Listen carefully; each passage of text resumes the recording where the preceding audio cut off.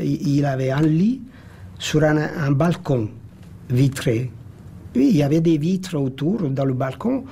Alors ils ont mis des tendages là, ils pourraient atténuer la lumière.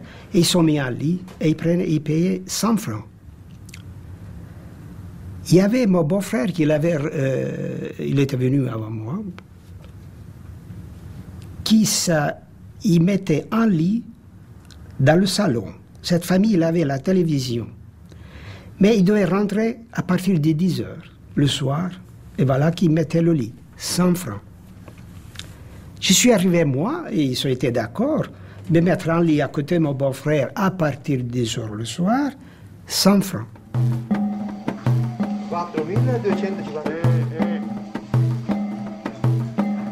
Le cas des saisonniers est particulier. Ils ne peuvent pas contracter de bail. Les entreprises les logent alors dans des baraquements. Les Suisses connaissent bien ces cahutes qu'ils voient posées en bordure des autoroutes ou perdues au milieu de la campagne. Mais ce n'est pas gratuit. La location et les charges sont lourdes en comparaison des maigres salaires.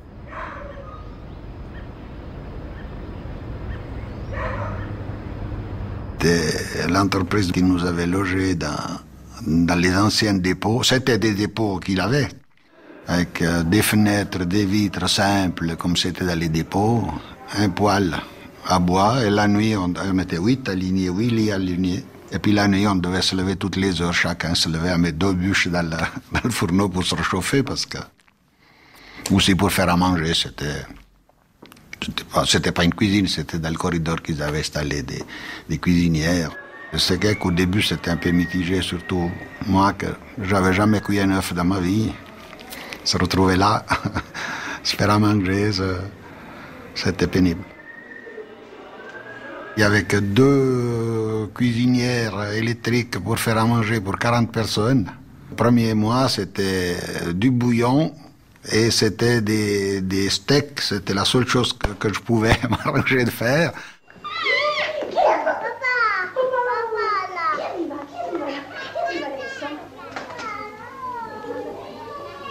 Je sais que ma femme pouvait rentrer parce qu'elle avait du travail. J'avais trouvé du travail. Mais les enfants, c'est pas sûr si on pouvait les rentrer, parce qu'ils avaient compris que non. Mais comme j'étais petit, elle est venue avec les enfants, et on les a passés, et les guichets étaient à une hauteur, je sais pas moi, d'un mètre 20 ou mètre 30 d'auteur. Mais ma femme était petite, elle était juste la tête au guichet. Elle était en 50. Et les enfants, comme ils étaient petits, ils ont passé par-dessus, on ne les a pas vus. Nous, on est partis, c'était bon. Pour les saisonniers, la loi est impitoyable. Les enfants n'ont pas le droit de résider en Suisse avec leurs parents. Mes parents étant saisonniers, j'ai donc été renvoyé de Suisse à l'âge de 2 mois dans la famille de mon père, au sud de l'Italie. Une histoire de séparation forcée, vécue par des milliers de familles immigrées, dont les enfants étaient, à l'époque, indésirables dans ce pays. Pendant mes 4 premières années, j'ai grandi chez ma tante que je croyais être ma mère. Les gens qui se sont séparés, c'était très dur parce qu'ils se sont trouvés seuls ici, sans les enfants, sans la famille.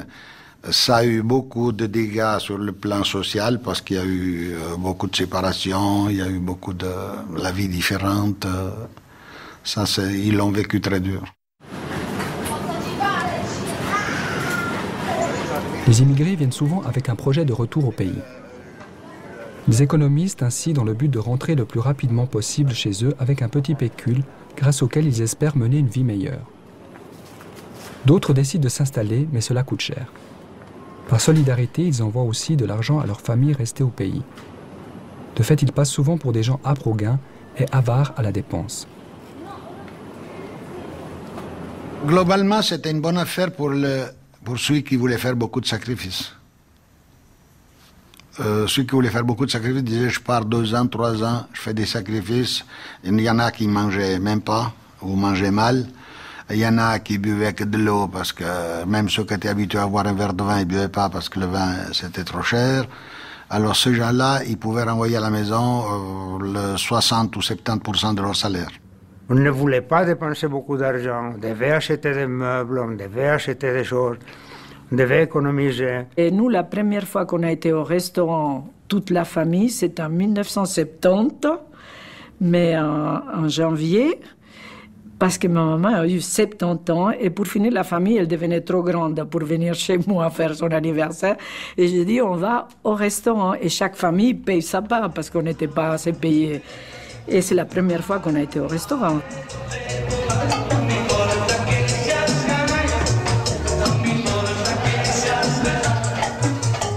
Entre Suisses et immigrés, les contacts sont rares. Chacun vit pour soi. Sur le lieu de travail, il y a peu d'échanges. Les Suisses occupent les postes de chef, mais il reste les sorties, en soirée ou le week-end. Les immigrés sont jeunes, ils veulent s'amuser, danser, flirter. On se bagarre aussi. La population s'inquiète de tous ces travailleurs étrangers et célibataires qui séduisent les jeunes filles. C'est un groupe de jeunes célibataires au début, qu'on allait beaucoup au cinéma, on allait nager. La chasse, ça veut dire la chasse aux filles. On rêvait, c'était l'âge, c'est clair. On faisait les yeux doux, ce n'est pas qu'on attaquait, on n'a jamais posé la main sur quelqu'un. Les Suisses, ils avaient raison pour certaines choses. Mais nous, on avait aussi, on n'avait pas tort non plus. Parce qu'on fait rentrer toute cette jeunesse, cette masse de jeunes, et qui après, on leur refuse le droit de regarder les filles, je pense que ça va finir mal. Il y avait la morale chrétienne. En Italie, c'était caché. En Suisse, il y avait une liberté. La liberté de faire un peu ce qu'on voulait. Une femme, elle était libre, elle pouvait faire. Elle se permettait aussi de dire qu'est-ce qu'elle aimait. Elle aimait le chocolat, elle aimait le chocolat. Elle aimait l'italien, elle le disait. Ça, oui. Alors, il y avait une forme de jalousie de ce côté-là. La première copine suisse, c'était une Josine. Ça, je me rappelle toujours parce que c'était la première copine que j'ai eue. Et puis, à travers elle, après, on a connu d'autres gens, d'autres amis. Et surtout qu'elle elle me donnait des cours de français. Elle me corrigeait chaque fois que je faisais des fautes en français. Mais j'ai eu de très bons rapports. Après, j'ai connu ses parents. On a eu de bons rapports avec les parents aussi. Ça a duré 2-3 ans, les 2-3 premières années que j'étais là.